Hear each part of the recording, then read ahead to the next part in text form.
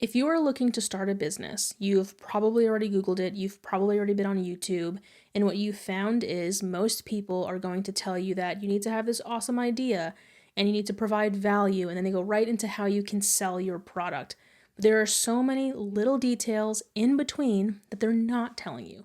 They're not telling you about when to file your LLC or how your taxes should go or any of these other little details that you start to figure out as you become a business owner that no one tells you about. Sure, your sales are great. How are you managing the money that you're bringing in?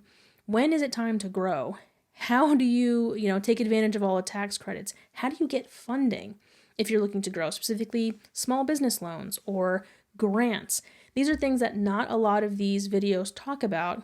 And when I started my first business, I didn't really know a lot of this stuff. I thought you file an LLC, you legitimize your business immediately, and then you figure the rest out. And that is not the case. That was bad advice that was provided to me by the Small Business Association. Because if you think about it, it's in their best interest for me to sell stuff and to pay taxes. But they don't tell you that you have to pay taxes even if you don't sell stuff.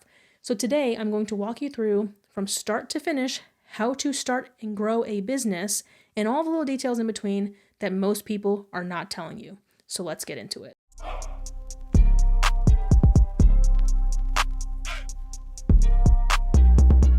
Before we get into this framework that I've developed, just understand that I'm going to be doing things out of order. The general steps for starting a business are going to be the same no matter who is telling you how to do it. Everybody has to do the same exact things to start a successful business. There is consistency in the videos that you're seeing. What I am going to say is that I do things in a little bit of a different order. This has worked for me. This has helped me grow 6 of my businesses and start a nonprofit. The other thing I want to say is that there are a lot of phenomenal business owners out there. You have the Alex Hormozis, the Russell Brunsons. You have a lot of people that are giving you business advice. But like Chris Williamson said on the Modern Wisdom podcast, you should really only be looking at someone who was in your position 10 steps ago. So for ease of this analogy that I'm going to be telling you guys, let's say each step is 1 month. Do you think 10 months ago, Alex Hormozi was in your position, maybe making less than 6 figures? No. He was a millionaire 10 steps ago. Same thing with Russell Brunson. So they are leveraging their experience of having been millionaires. They might be able to reflect a little bit about how they started, especially how they grew their business from nothing. But you are not in that world. You are not in the world that they were in when they started to build their business from scratch. So the advice they're giving you that's working for them today is not going to work for you because you are not trying to grow a multi-million-dollar business. I am not a multi-millionaire. I have 7 very successful businesses. Well, I'm selling one, so let's just say 6 very successful businesses in a nonprofit. And this has worked for me. This has helped me go from 0 to 6 figures. And for a couple of my businesses, 0 to 7 figures. 10 steps ago, I was probably where you are, which is on YouTube. I started my first business at the end of 2019, right before the pandemic, and my businesses survived. I happened to go into an industry that actually did really well during COVID. My first business was a security business, meaning I provided executive security to business owners, to the elite. And during COVID, we still needed security more so than ever. So my businesses did really well. I started a fitness business, a supplement business. I have a business consulting firm. I have then I have a business where we make physical products. So it's kind of like it started off as an Etsy store. Now we're hosted on our own website. So I have businesses in various niches, and I started the first 2 wrong. I went off of the advice that I was given on social media, that I was given by the Small Business Association. And what that did was they told me, hey, file your LLC, figure everything else out. I did that for the security business, got lucky. Did that for the fitness business, and I did not get lucky. I learned the hard way. So every business I started since then has been using this framework, and it has worked. My last business that I started was last year, and we're already profiting in the 5 figures, meaning that our revenue is already in the 6 figures. So this framework has worked for me. I'm going to mention some caveats. I am a business consultant, so I have experience in multiple different industries. So there are some deviations from this framework that I will explain to you as we go through this framework. So the first step is an idea. Maybe this idea is something that you think is a really good business idea. The main thing is it's not just an idea, it has to solve a problem. And it has to solve a problem for more than just you. So if you have a really cool idea for, let's say, like an invention or a product, what problem is that invention or product solving, and who has this problem? If you are trying to create a more efficient way of dispensing detergent into the washer, who is that problem affecting? And is this actually a problem? Do people need something that's going to help them dispense detergent more efficiently into their washer? Probably not. Maybe you think it's a good idea, but that brings me into the next part of this first step, which is validating your idea, understanding who else has this problem. Once you've established how you're going to solve their problem, the next thing we need to do is a little bit of market research. Do you have any competitors out there? This is when we get into something called a SWOT analysis.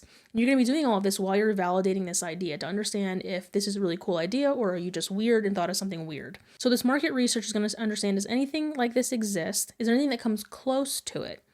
So going back to this laundry dispensing problem, let's say there is a product out there. Maybe it's a pump that you put on the end of your laundry detergent. And that's supposed to be like ease of use. You don't have to worry about messing with this little cup thing. You just put it right into the, right into the washer. And you're like, well, that's a really cool idea, but what if that thing had a hose? So if you have it up in a cabinet, you never have to take it down. You just take this hose out. Get the hose out! And you pump it right into the washer. Weird. Do people really have this problem? Are people really going to want this? Is it really that much of a problem to just fill the cup and put it in there? I don't know. We have to do the market research. That might mean asking people if this is a problem that they ever had. You're not going to tell them what your solution is, but you're going to answer the problem. Or let's say, just going back to ease of use, that laundry one that just came off the fly, but let's say you're a plumber and you've noticed that there aren't a ton of plumbers who work after hours. There's a couple and they dominate the market and they're super expensive. They take advantage of the fact that someone who's calling a plumber at midnight is having some sort of plumbing emergency, and you want to enter that market. But you want to go into it maybe a little bit differently. Maybe you establish clients ahead of time, right?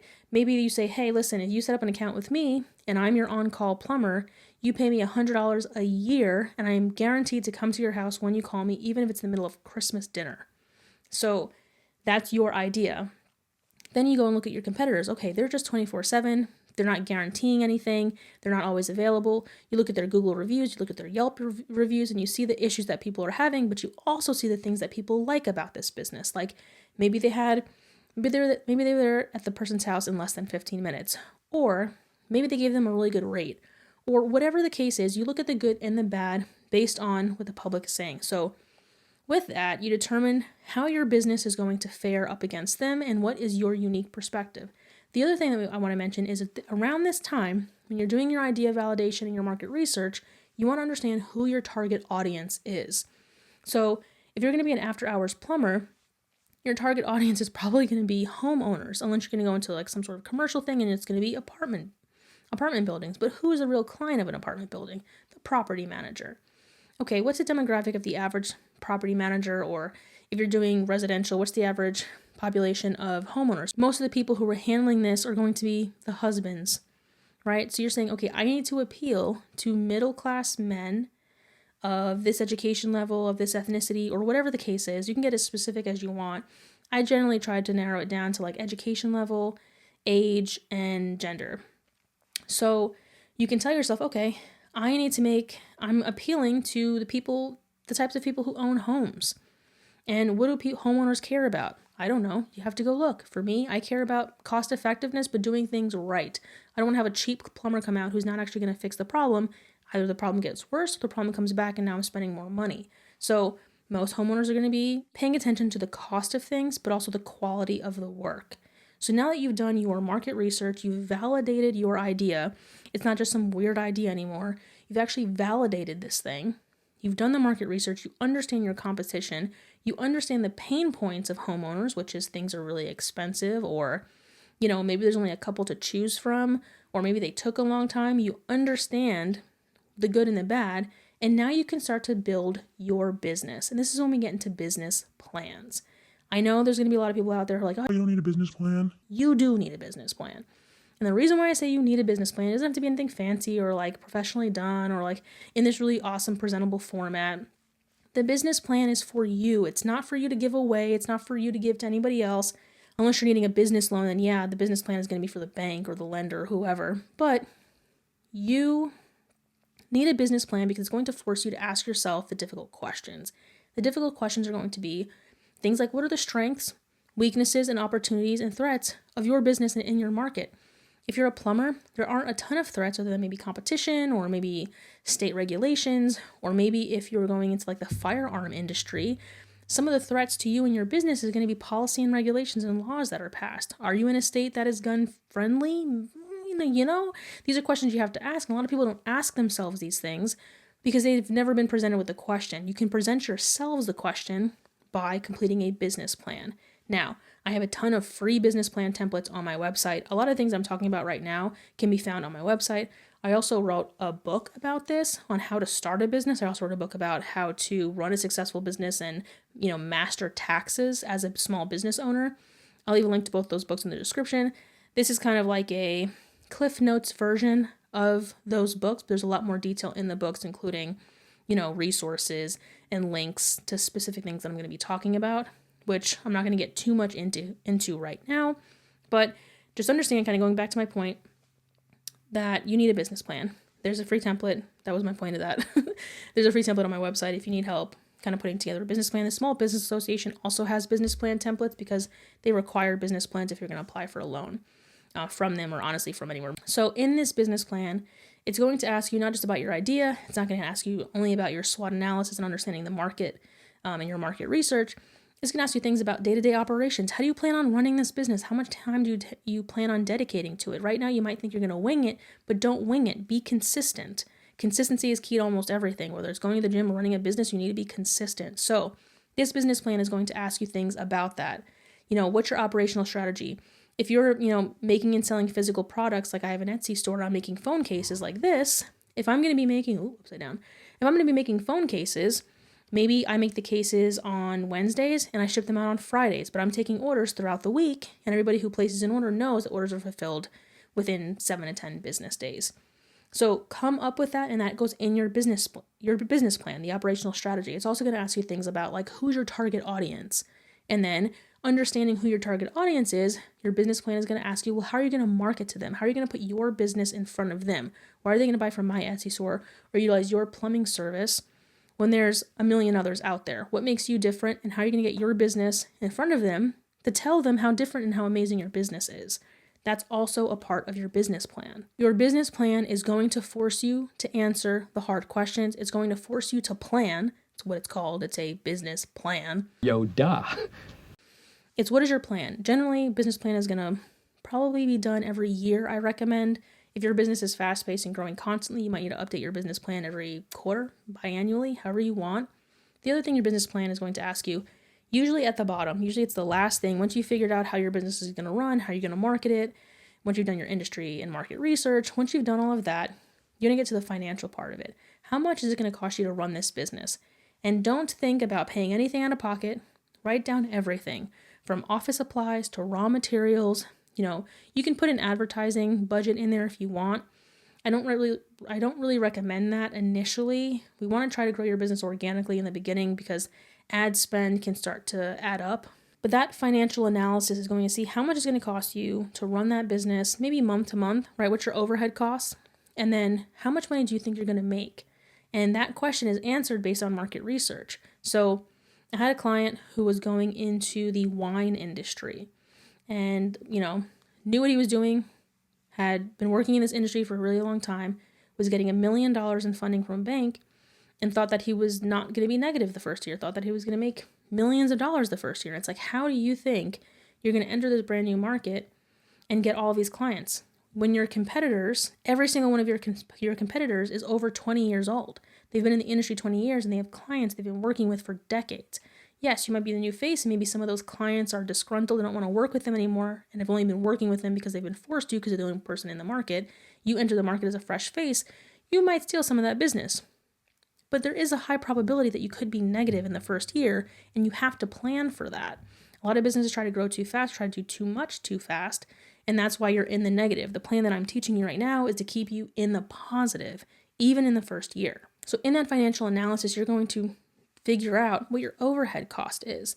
And this is going to be key for what we're going to be doing later on in this framework. So to kind of review what we've done so far, we have your idea. We've validated your idea through market research. We've put everything together in your business plan, from determining your competition, your operation strategy, your marketing strategy, and your financial analysis. You've asked yourself those hard questions. Then we get right into the cost breakdown. How much is it going to cost you to start your business, from licensing fees, running your LLC, what's your annual taxes that's due to the state every year, what do you have to pay in the federal government? Are you currently working right now? How much is your office supplies going to cost you, raw materials? Once we figure out what your overhead cost is, then we need to understand how much money you need to invest in the beginning. So I'm going to give an example I'm going to give 2 examples here. So let's say you want to start an e-commerce, right? You want to sell, like I sell these phone cases. Maybe you want to sell phone cases for every single phone. So the Galaxy, the Pixel, the iPhone. And you want to have 5 designs for each phone, but each of those phones has like a pro version or different like iterations. Well, that means you're going to have to buy a lot of inventory right off the bat. That's going to put you in the negative. You're going to be in the negative before you even start your business. So bring it in. You need to bring it in. And I know you're probably thinking like, I'm going to be the greatest and I'm going to sell all of these things. And you might be, but you need to start small. So if I was going to start my Etsy store again, I would do like I did, and I'm only going to make phones. I'm only going to make cases for, let's say, the iPhone 16 or whatever iteration they're on right now. Those are the only cases that I'm making because I can keep my inventory small and I can make them to order. Whereas if I were going to try to make cases for every single phone that's out there, I'm going to have to spend thousands of dollars in inventory before I even start my business. Let's say you are going into an industry like plumbing. Plumbing is my favorite example because you can't do any actual plumbing work until you are licensed and legitimized in your state. So LLC, the whole 9. So that means your overhead cost right off the bat is going to be a lot more. I recommend, if you can, be a sole proprietor at first.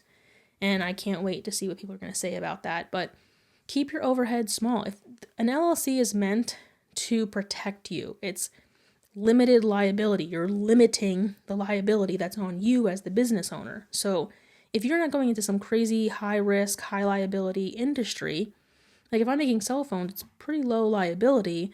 And if I'm starting really small, I don't really foresee there being a big problem.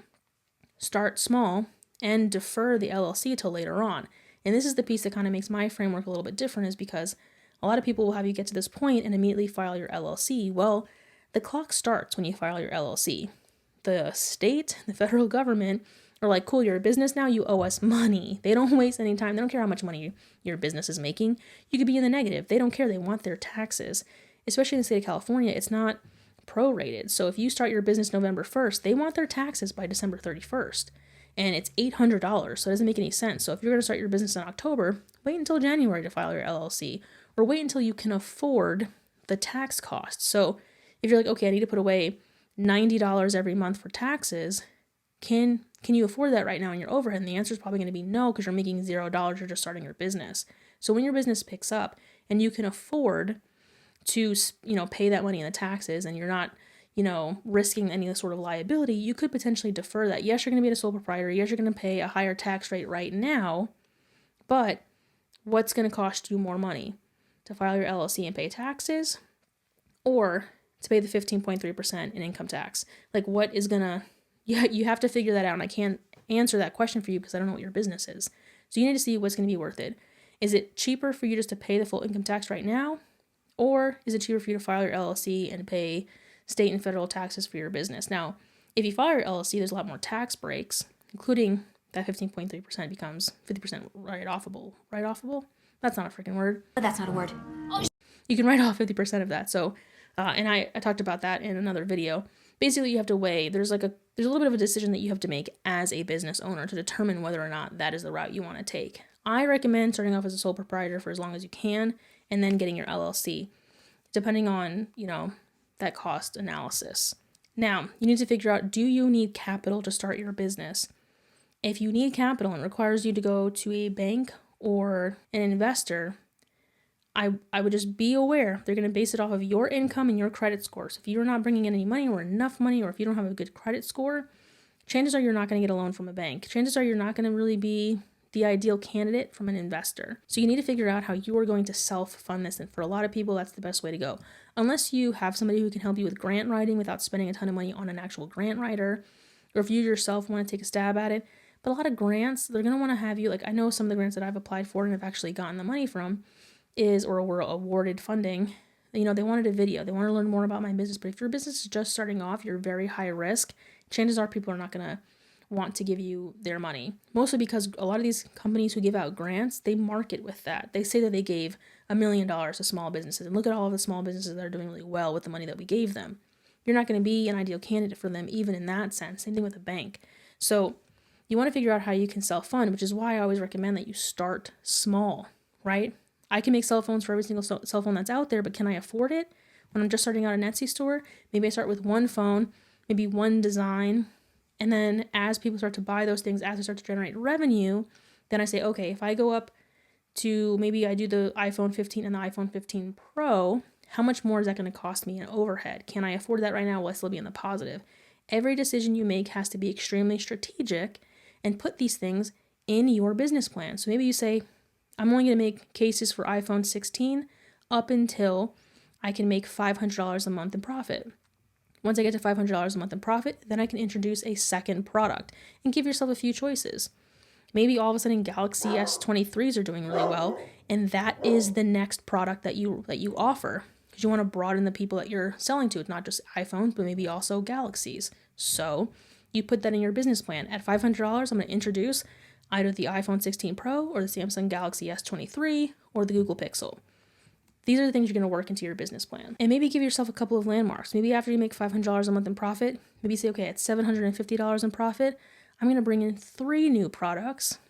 You have to figure that out in your business plan. That's the point of the business plan. It's also a point of the market research, so you can understand what the cost of goods sold is going to be. Now, if you were a plumber, let's say offering services, you're probably licensed to do everything.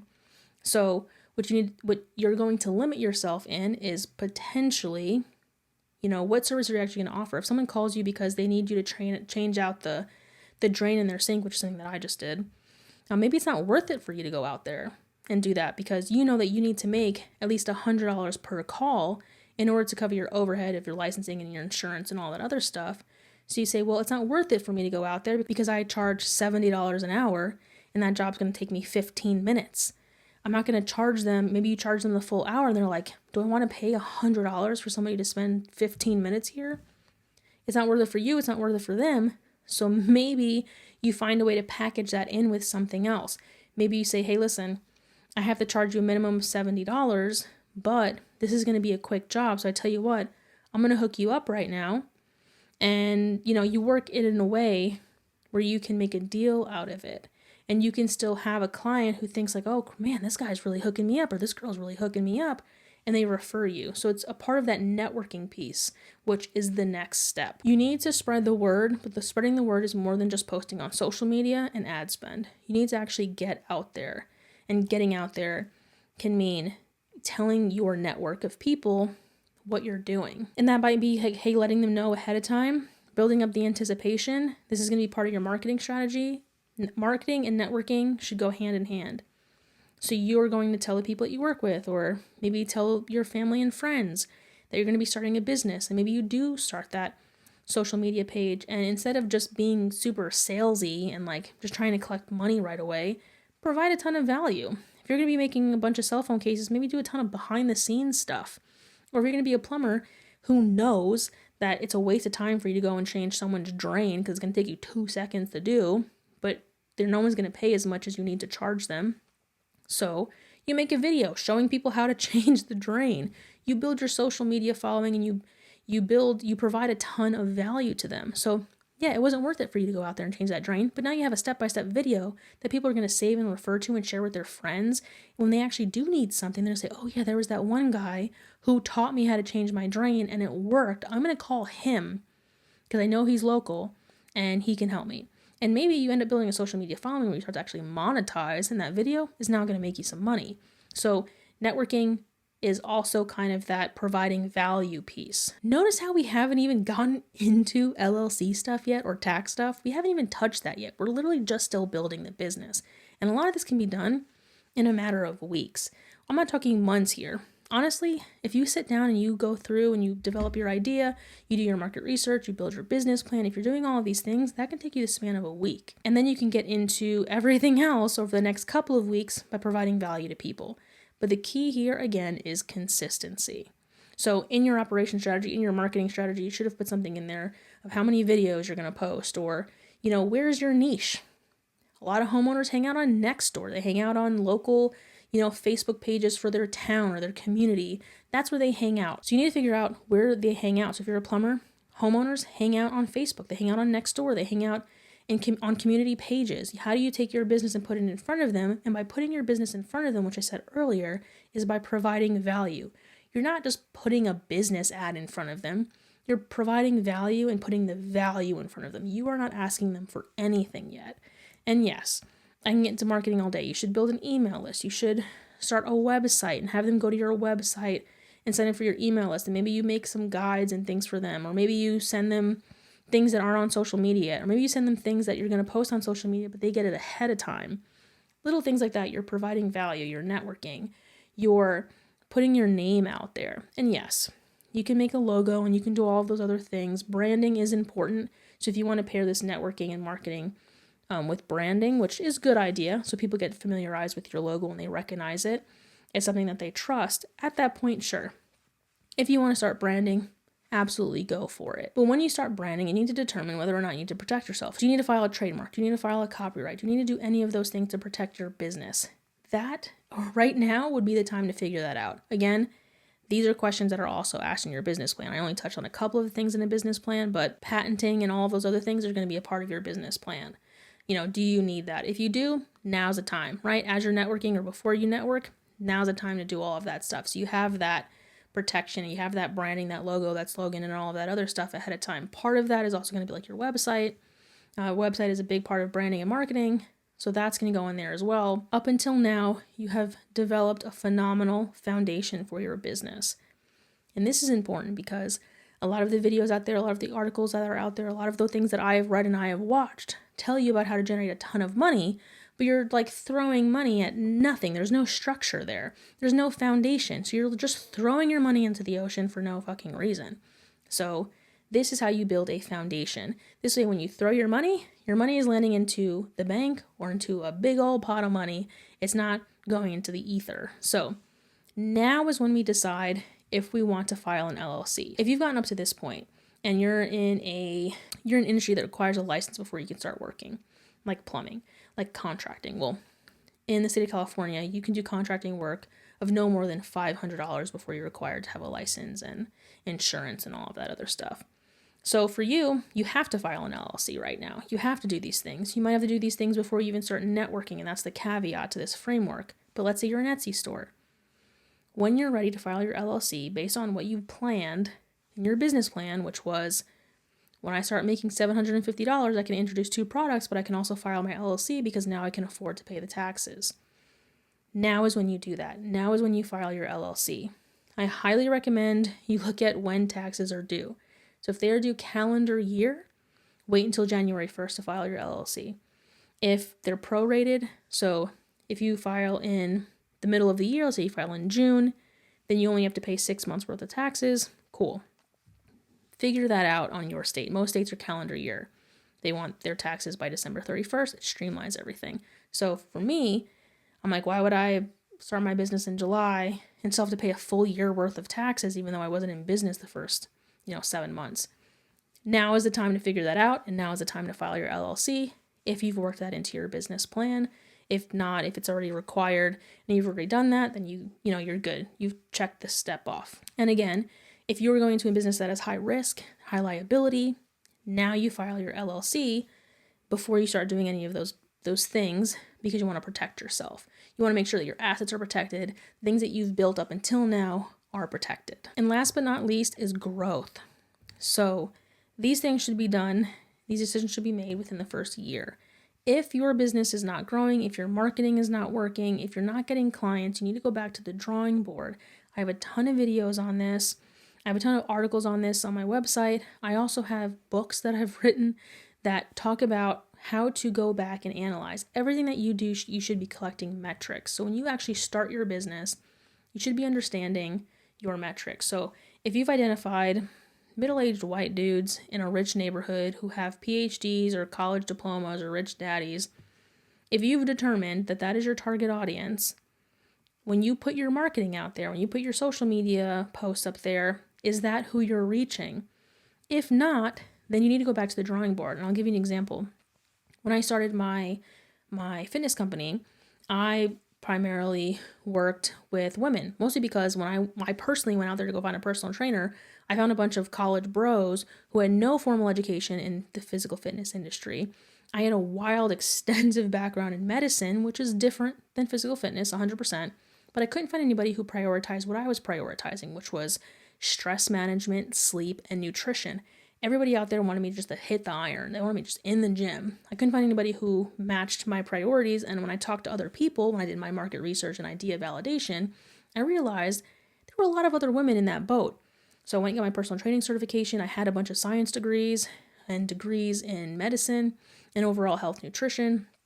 So I started a fitness business, and my advertisement was me working out, I did a photo shoot with females in my apparel because I did branding. In the beginning, again, I didn't do everything in order because I followed the internet, so I made some mistakes. But what I found was when I looked at the analytics of my social media posts and eventually my ad spend, I looked to see who I was reaching. I found out that majority of the people who look at my posts were dudes. Why? Because I have naked chicks all the time on my posts, right? I'm not really appealing to the female demographic. These were very hard, dark images, right? Dark gym, lifting iron, getting the pump. That is straight up going to appeal to dudes mostly. You're the reason why I get up at 4 o'clock in the afternoon and pump iron until my chest is positively sick. I found out like 60% of the viewers that were engaging with my posts were men. So I had to go back to the drawing board. There's tons of things that you can do. You can half split. There's tons of ways to test your marketing. But what I found was when I kind of went with a little bit of a softer approach and not so like military right angle saluting sort of like hardcore fitness stuff, it started to appeal to women. I was able to pivot, and I was able to actually get my target audience, who I built my business around, was helping women like me who wanted to prioritize stress management, sleep, and nutrition, which has now become more of a priority these days. But I've been in the game for 10 years, and I've had this business for 5, so I'm still standing. But what I found was that I was not hitting my niche, and because of that, my business was suffering. So I had to go back to the drawing board to figure out how to adjust things. So technically, this is when I built my business plan, and this is when I understood kind of the competition that was out there, how I can make myself more unique, and how I can get my target audience. Again, the first 2 businesses that I started were serious lessons learned because I went off of what I thought I was supposed to do. But now I have the actual like boots on ground, blood, sweat, and tears time to figure out like what was on the internet was right, but it was not in the right order. This, to me, is the better order in which you should do things. Okay, the last thing I'm going to talk about is taxes. So I'm not going to get too much into detail with taxes, but basically there are a ton of benefits of having an LLC and starting a business when it comes to tax breaks and their pass-through taxation. They provide a way for you, if you have a full-time job and you have a business on the side, it's awesome tax breaks then, because a lot of the tax breaks that you get are overarching tax breaks. They're tax breaks for you and your total income to include that income that you're getting from your 9 to 5. There are a lot of benefits. So when you were trying to figure out whether you want to start an LLC now or later or be a sole proprietor, I say file your LLC as soon as possible.